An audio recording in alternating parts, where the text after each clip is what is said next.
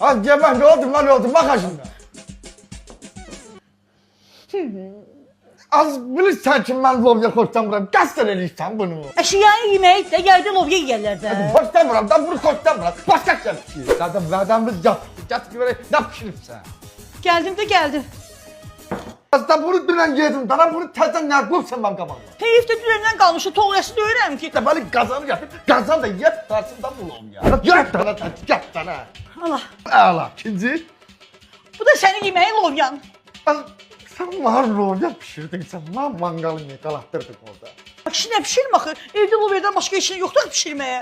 Sən al gətir mən də pişirim də. Biraz bugün bak benim təqadimin köçən günüdür. Təqadim də köçən günü qonşuluqda Oba marketdə həmişə təqaid indirim olur. Bu dəqiqə gözün qabağında maşinə daşıyacağım. Ondan sonra görürüm sən nətən pişirməyəcəksən. Qırağı da gülmə.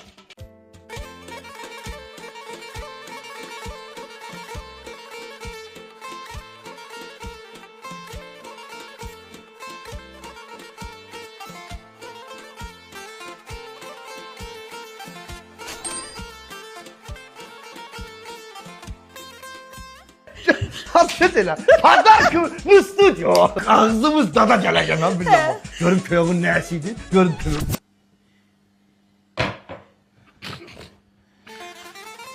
Yine bu ya.